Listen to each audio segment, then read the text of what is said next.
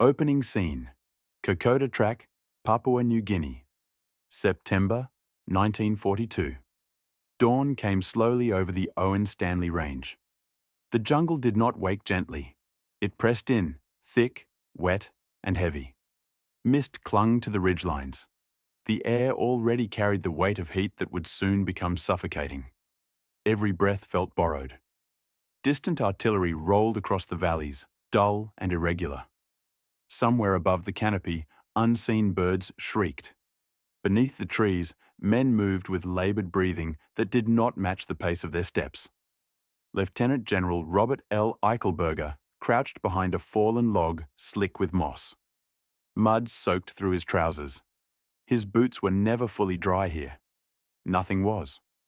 Through binoculars, he watched the tree line ahead. At first, there was no movement. Then shapes emerged, slowly, carefully. Australian soldiers stepped out from the jungle as if it were releasing them one by one. Their uniforms hung in strips. Fabric had rotted under weeks of rain. Boots were cracked, some bound with improvised wrappings. Faces were narrow, drawn tight over cheekbones sharpened by hunger and disease. Several men paused to steady themselves before continuing forward. They had been retreating for weeks, yet now they were advancing. Ahead of them, on higher ground, Japanese positions had held firm for days. Machine guns were dug in. Mortars were zeroed. The enemy had the advantage of elevation and preparation. Still, the Australians moved. No shouting, no dramatic gestures, just quiet steps into danger. Eichelberger lowered his binoculars briefly and opened his field notebook. His hand trembled, not from fear alone, but from exhaustion. The humidity turned paper soft. Ink bled at the edges. He wrote quickly, carefully. He had come to observe, to assess, to determine whether these men could hold. Washington was watching the Pacific closely. Resources were limited. Decisions were brutal in their logic. If Australia could not defend itself, priorities would shift elsewhere. This ridge, this patch of jungle, mattered far beyond its narrow trail. The fate of Port Moresby lay only miles behind these men. Beyond that, the Australian mainland. Cities within range of bombers if the line broke. 72 hours. That was the estimate. If the Australians failed here, the path to the southern coast would open. The mountains would no longer protect them.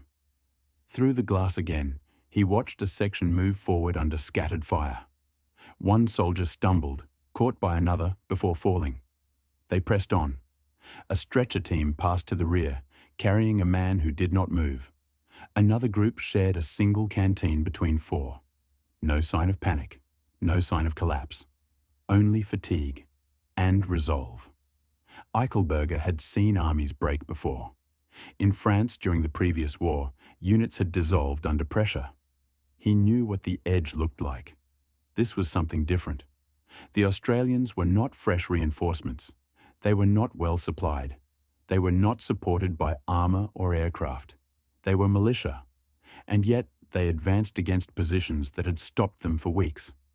Another burst of gunfire cut through the trees. The Australians dropped, returned fire, then edged forward again, using ground and shadow with instinctive precision. Eichelberger did not speak. He observed.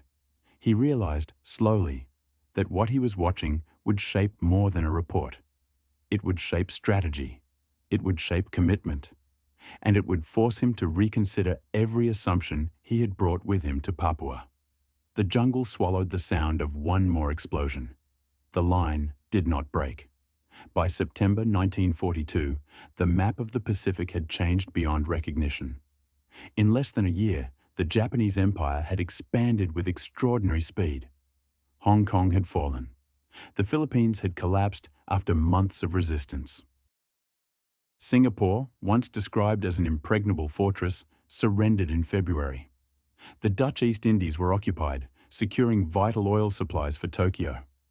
From Burma in the west to the Solomon Islands in the east, Japanese forces controlled a vast defensive perimeter. Australia stood near its southern edge. For the first time in its history, the Australian mainland faced direct threat. In February 1942, Darwin had been bombed. Japanese submarines had entered Sydney Harbour. The illusion of distance was gone. Port Moresby, on the southern coast of Papua, became the next objective. If Japan captured it, aircraft based there could strike northern Australia with greater frequency and reach deeper into the continent. Supply lines between the United States and Australia would be compromised. The defence of Port Moresby became central to Allied strategy in the Southwest Pacific. Yet the situation was precarious. An earlier Japanese attempt to seize the town by sea had been checked at the Battle of the Coral Sea in May 1942. Unable to approach by water, Japanese planners chose a different route. They would land on the northern coast of Papua and advance overland across the Owen-Stanley Range. Between those beaches and Port Moresby lay the Kokoda Track, 96 kilometres of mountain jungle, steep ridges, narrow paths, river crossings swollen by rain, a route never designed for modern warfare. In July 1942, Japanese troops landed near Buna and Gona. From there, they pushed inland. Australian militia units were rushed forward to block the advance. They were inexperienced and lightly equipped. By September, the Australians had been fighting and withdrawing for weeks. The broader strategic question weighed heavily in Allied headquarters. General Douglas MacArthur had arrived in Australia earlier that year after leaving the Philippines. He had promised to return. He had been given responsibility for the Southwest Pacific area. But his resources were limited, and global priorities favoured Europe. American planners in Washington faced difficult choices. Should ships, aircraft, and divisions be concentrated against Germany first? Should operations in the Central Pacific take precedence? Or should substantial support be committed to defending Australia and New Guinea? The answer depended on one essential factor: whether Australian forces could hold. If Port Moresby fell, the strategic balance in the Pacific would tilt sharply.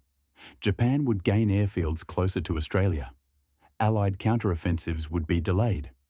Morale across the region would suffer. If the Australians could stop the advance, however, New Guinea might become a shield rather than a gateway.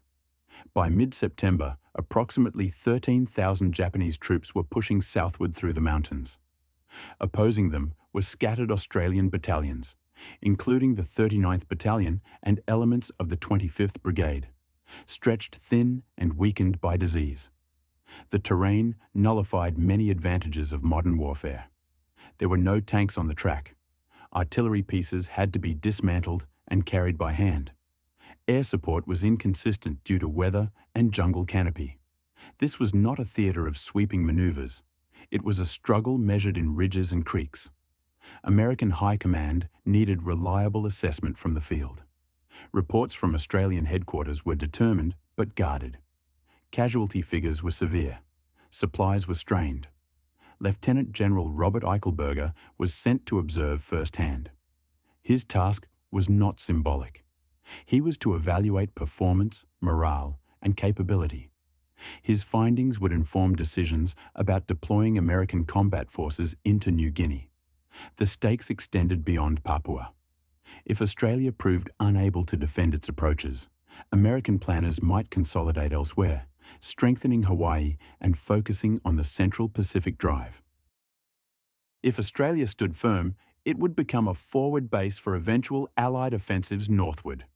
Thus, in the jungle of the Owen-Stanley Range, tactical actions carried strategic consequence. Every ridge held or lost fed directly into decisions being made thousands of miles away. The Pacific War had reached one of its most uncertain moments, and the answer to whether Australia would remain a bastion or become a vulnerability was being decided along a narrow, muddy track through the mountains. Robert Lawrence Eichelberger was not a man easily impressed. He had graduated from West Point in 1909, entering an army still shaped by frontier campaigns and the lessons of the Civil War. During the First World War, he served in France, gaining experience in large-scale industrial warfare. In the decades that followed, he built a reputation as a disciplined staff officer and a careful student of military history. By 1942, He had more than 30 years in uniform. General Douglas MacArthur selected him personally to command the WWII Corps in the Southwest Pacific. Eichelberger was methodical, loyal, and direct in his reports. He was not known for exaggeration. If he praised a unit, it was because he believed the praise was deserved. When he arrived in Australia earlier that year, he carried the confidence common among senior American officers. The United States possessed vast industrial capacity. Its divisions were expanding. Its equipment was modernizing. There was a belief, not always spoken aloud, but present, that American organization and resources would ultimately determine the outcome. In September 1942, MacArthur gave him a specific task: travel to New Guinea, observe Australian forces along the Kokoda Track, assess their combat performance under the harshest possible conditions. Eichelberger accepted the assignment as a professional duty. He expected to evaluate discipline, command structure, logistical management, and morale. He expected hardship. He did not expect to encounter a form of warfare unlike anything in his previous experience. The jungle erased conventional assumptions. There were no defined front lines. Units were separated by ridges and ravines. Communications failed without warning. Maps were unreliable. Visibility shrank to a few meters in dense foliage. Eichelberger understood tactics shaped by open fields and established supply networks. Kokoda offered none of that. He observed carefully. He listened more than he spoke. And he began to measure the Australians not against theoretical standards, but against what survival required in that terrain. The fighters, the Australian soldiers. The men he came to evaluate were largely members of the Australian 39th Battalion and the reinforcements that followed them. Many were militia, part-time soldiers, sometimes dismissed by professionals as chocos, a slang term implying they would melt under pressure. Their average age was barely 20. Most had never seen combat before July 1942. They were clerks, farmhands, apprentices, university students. Training had been brief. Equipment was limited. Rifles were often from the First World War. Ammunition was rationed carefully. Heavy weapons were scarce. Leadership rested with officers such as Lieutenant Colonel Ralph Honor, a former schoolteacher who had adapted quickly to jungle command. Decisions were often made at platoon level, under fire, without reliable communication with higher headquarters. By the time Eichelberger reached the forward areas, these soldiers had endured weeks of retreat. Casualty rates from battle were severe. Illness compounded the toll. Malaria, dysentery, and tropical ulcers weakened even the strongest. Some companies had been reduced to a fraction of their original strength. Supply lines were fragile. Food was carried by hand over mountains. Medical evacuation required days of movement along narrow tracks. Yet discipline held. Patrols continued. Positions were prepared and defended. Eichelberger expected to see exhaustion bordering on collapse. Instead, he encountered young men who were thin, unshaven, and visibly ill, but alert. They spoke plainly. They did not boast. They understood the seriousness of their situation. Many believed they were defending their own homeland, even though they stood on foreign soil. Their resolve was not theatrical. It was practical. They knew that if they failed, the war would move closer to their families.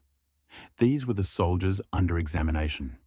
Not elite regulars from long campaigns abroad, not divisions backed by overwhelming firepower, but militia units hardened by necessity. Eichelberger had come to judge whether they could stand against a veteran Japanese force. What he began to see was not a fragile defense. It was a force reshaped by adversity, learning, adapting, and holding ground under conditions few armies could endure. By early September 1942, the Australian units along the Kokoda Track had been withdrawing for more than a month. Each defensive stand had bought time. Each ridge had been held as long as possible, then abandoned under pressure. The Japanese South Seas Force, experienced from campaigns in China and Malaya, advanced steadily southward. The disparity in numbers was significant. Japanese forces in the sector approached 13,000 men over the course of the campaign. Australian defenders along the track at various points were outnumbered, often by nearly 3-1 in active engagements. Reinforcements arrived in stages, but always under strain. The terrain shaped every decision. The Kokoda track was not a road, but a narrow footpath carved through steep jungle. Slopes rose at angles that forced men to climb using hands as well as boots. Mud swallowed equipment. Rain turned ground into sliding clay. Rivers, swollen without warning, swept away supplies and occasionally men. Daytime temperatures climbed above 35 degrees Celsius. At higher elevations, nights dropped sharply, leaving exhausted soldiers shivering in soaked clothing. Disease spread quickly. Malaria infected the majority of troops within weeks. Fevers rose above 40 degrees Celsius. Men fought while shaking with chills. Dysentery weakened units further, forcing halts during marches that could not afford delay. Tropical ulcers infected minor cuts, sometimes reaching bone in days. Medical facilities were improvised. Evacuation required teams of stretcher bearers navigating narrow tracks for days. Supply lines were fragile and often non-existent. Every cartridge, every ration, every medical dressing had to be carried by human porters or by the soldiers themselves. Airdrops were limited and frequently lost in dense canopy. The Japanese possessed air superiority in much of the campaign. Strafing runs targeted exposed positions. There was little effective cover. By September 16th, Australian forces had fallen back to WWII Ridge, approximately 30 miles from Port Moresby. From certain heights, it was said the glow of the town could be seen at night. This ridge was the final defensible barrier before the mountains descended toward coastal plains. If it fell, organised resistance before Port Moresby would be minimal. Estimates from Australian Command suggested that without reinforcement, their lines might collapse within 72 hours. This was the environment into which Lieutenant General Eichelberger stepped. What Eichelberger witnessed. He expected to find a force nearing disintegration. Instead, he saw men who could barely stand forming defensive positions with deliberate care. In one sector, he observed a company reduced from roughly 60 men to little more than a dozen still holding ground after repeated assaults. They had rotated positions to mask their true numbers, maintaining the illusion of strength. He saw soldiers divide their final rations so that wounded comrades would eat first. He watched night patrols move silently with bayonets fixed because ammunition stocks were nearly exhausted. In field medical stations, operations were conducted under dim light. Anesthetic supplies were limited. Surgeons worked steadily despite fatigue. He spoke with men who had slept only brief intervals over several days. Their humor was restrained but present. Short remarks about mud or rations, never about fear. The question forming in his mind was direct. How were they continuing? He studied their positions carefully. Defensive lines were not rigid. They used reverse slopes to shield against artillery. Patrols probed constantly. Small units maneuvered independently when communications failed. This was not a conventional retreat. It was a controlled delay under extreme pressure. Yet a more difficult question remained. Was this endurance sustainable? Were these actions delaying an inevitable breakthrough, or could they truly halt the advance? MacArthur required clarity. Commit American combat forces immediately, or conserve them for other fronts. Allow the Japanese to press toward Port Moresby, or reinforce Australia as a primary theatre. Eichelberger watched another counterattack unfold across muddy ground. The Australians moved forward again, not with dramatic gestures, but with deliberate persistence. He recorded what he saw, aware that his assessment would influence decisions far beyond the jungle. The situation appeared nearly impossible, but the line for the moment still held. On September 16th, Japanese forward elements reached WWII Ridge. From elevated ground, some reported they could see the distant glow of Port Moresby at night. The objective that had driven them across mountains and jungle for weeks appeared close. Australian defenders prepared for what many believed would be the final assault. Lieutenant General Eichelberger positioned himself near forward observation posts.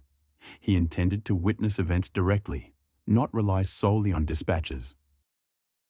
Conditions were severe. Movement along the ridge required careful footing. Rain fell without warning. Between September 17th and 20th, Japanese forces conducted probing attacks, testing strength and searching for weakness. Artillery fire echoed through valleys. Small arms engagements flared and faded. Then a shift occurred.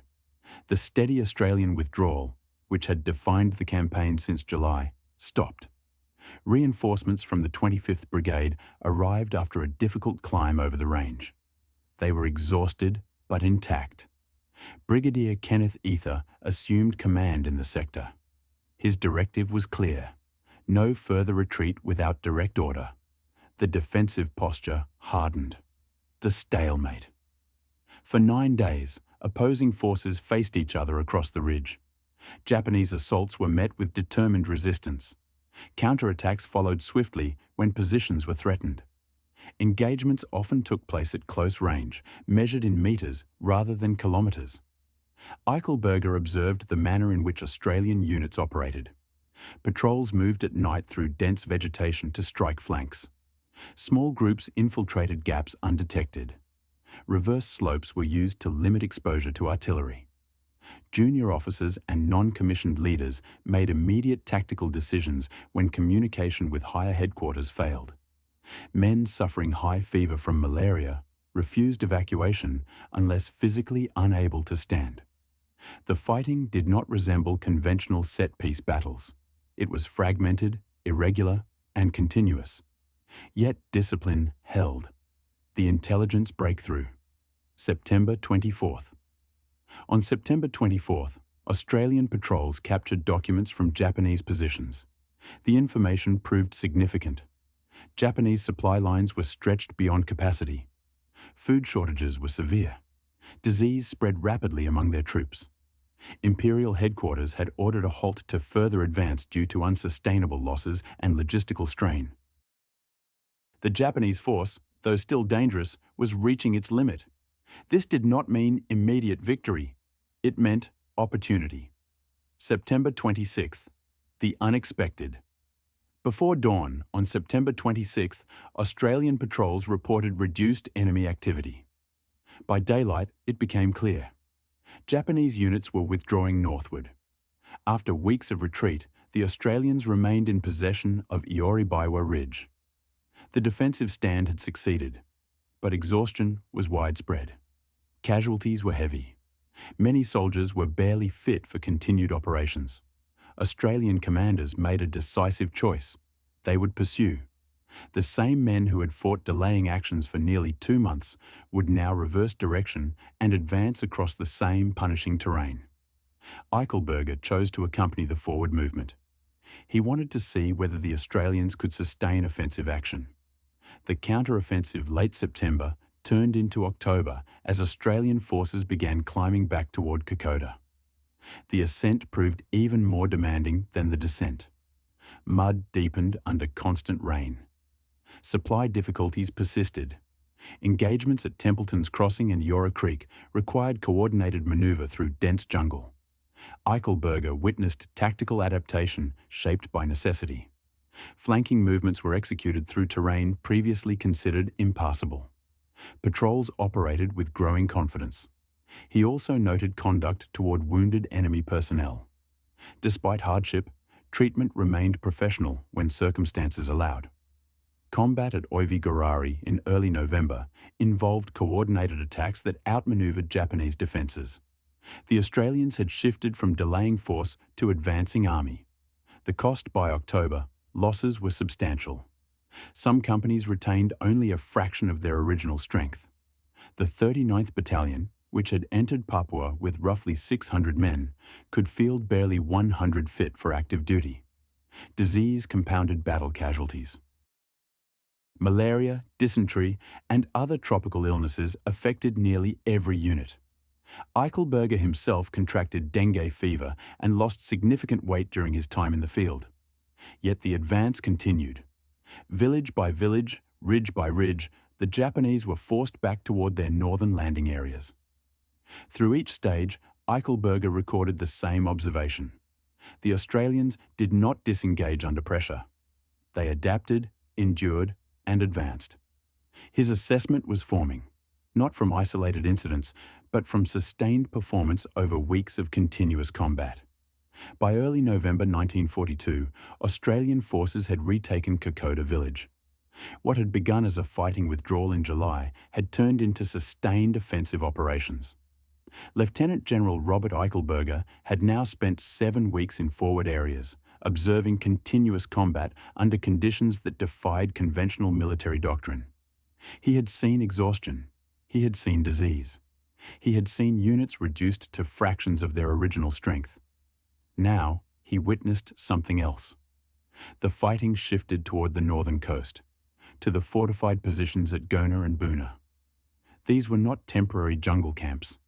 They were deliberate defensive systems built from coconut logs and coral, reinforced with earth and concealed beneath dense growth. Bunkers were nearly invisible until soldiers were within meters of them. Fields of machine gun fire overlapped across narrow approaches.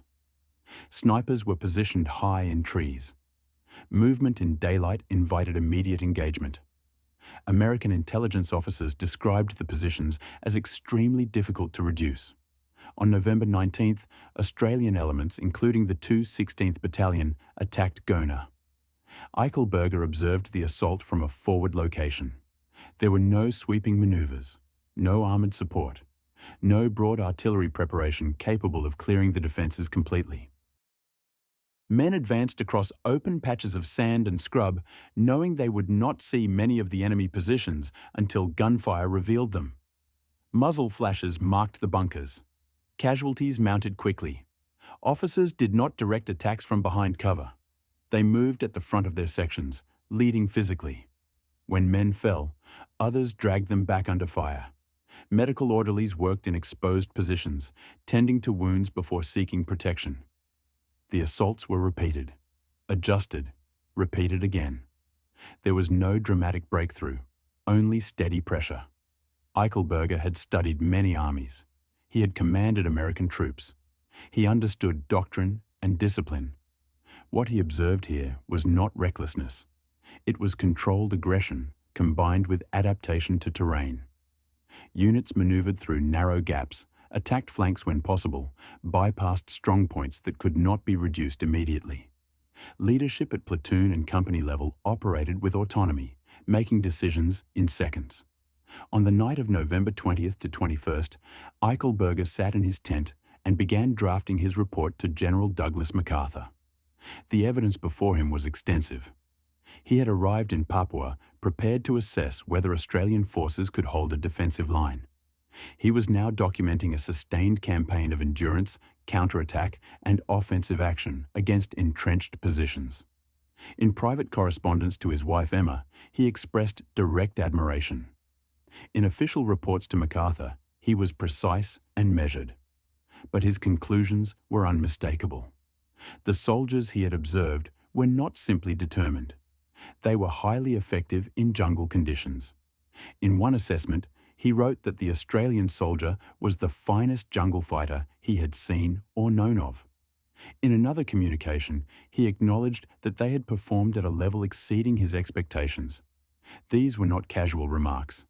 They came from a general with more than 3 decades of service. A graduate of West Point, a veteran of the First World War. He understood the weight of comparative judgment. His reports reached MacArthur promptly. They were forwarded to higher headquarters. Strategic implications followed. American commitment to the Southwest Pacific strengthened. Joint operations planning accelerated. Eichelberger himself would soon assume direct command of American forces engaged at Boona, applying lessons drawn from Australian methods: small unit infiltration, night maneuver, aggressive patrolling. When American troops entered combat against the same fortified positions, they encountered the same resistance. Eichelberger recognized the scale of what the Australians had endured for months. His assessment did not diminish over time. It solidified. The militia battalions, once dismissed as inexperienced, had demonstrated sustained combat effectiveness against a seasoned enemy. In the jungle of New Guinea, observation had turned into conviction, and the words he chose would endure long after the campaign ended. By 22nd January 1943, the last organized Japanese resistance at Sanananda collapsed. The campaign that had begun with landings near Buna and Gona 6 months earlier was over. What followed was not celebration, but accounting. Australian casualties during the Kokoda and subsequent coastal fighting exceeded 6,000 killed, wounded, or missing. Far greater was the toll of disease. More than 15,000 cases of malaria, dysentery, and other tropical illnesses were recorded among Australian forces in Papua during the campaign. Some battalions effectively experienced total casualty rates when sickness was included. Japanese losses were severe as well. Estimates place their dead at over 13,000 in the Papua campaign, many from starvation and disease as supply lines failed. Port Moresby remained secure. The threat of immediate invasion of Australia had receded. The strategic balance in the Southwest Pacific had shifted. What happened to the men? The 39th Battalion, which had borne the brunt of the early fighting along the Kokoda track, was withdrawn. Of the approximately 600 men who entered Papua in July 1942, fewer than 100 were considered fit for continued combat duty by the end of the campaign. Many survivors carried long-term effects from malaria and other illnesses. Others bore wounds that would never fully heal. Psychological strain, though less openly discussed at the time, marked many who had endured months of continuous jungle combat. Lieutenant Colonel Ralph Honor received the Distinguished Service Order for leadership. Numerous acts of bravery were recognized, though countless others went formally unrecorded in the confusion of mountain warfare. For those who survived, the achievement was clear, even if understated. They had delayed and then repelled an advance that threatened their country. Eichelberger's continued role. Robert Eichelberger did not leave the Pacific. He went on to command the U.S. 8th Army, overseeing a series of amphibious operations across New Guinea and into the Philippines. In total, he participated in dozens of major landings before the war ended. In each campaign, he applied lessons drawn from Papua. He emphasized aggressive small unit tactics in jungle terrain. He valued junior leadership capable of independent action. He understood that success in such environments required adaptation more than rigid adherence to doctrine. In his memoirs, published in 1950, he reaffirmed his assessment. He wrote that he had never seen troops equal to the Australians in jungle warfare. His view did not change.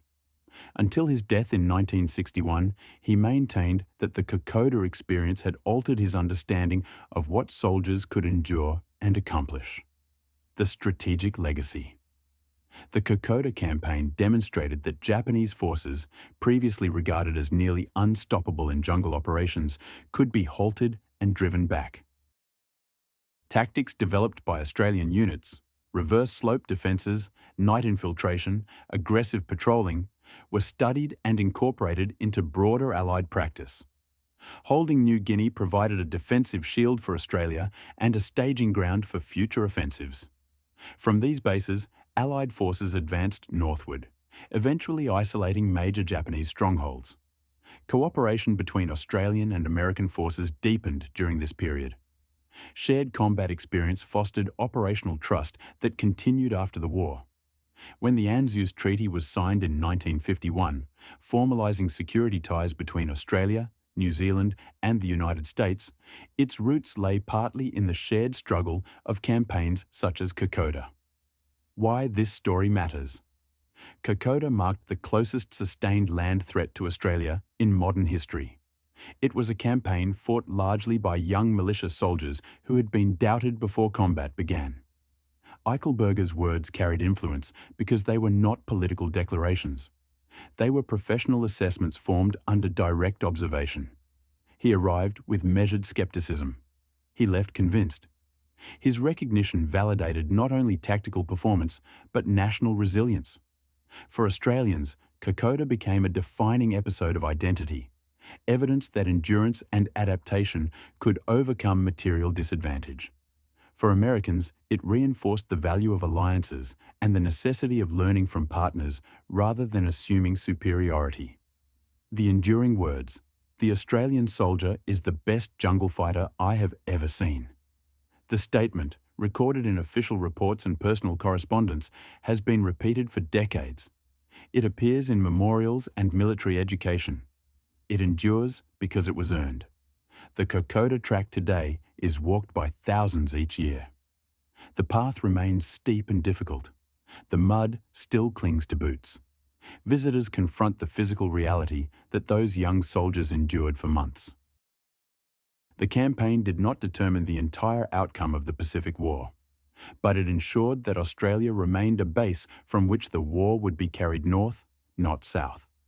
In the mountains of Papua, under conditions few armies had faced, a militia force proved equal to the task before it.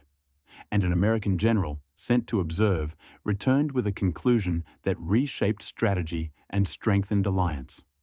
The line had held, and history recorded why.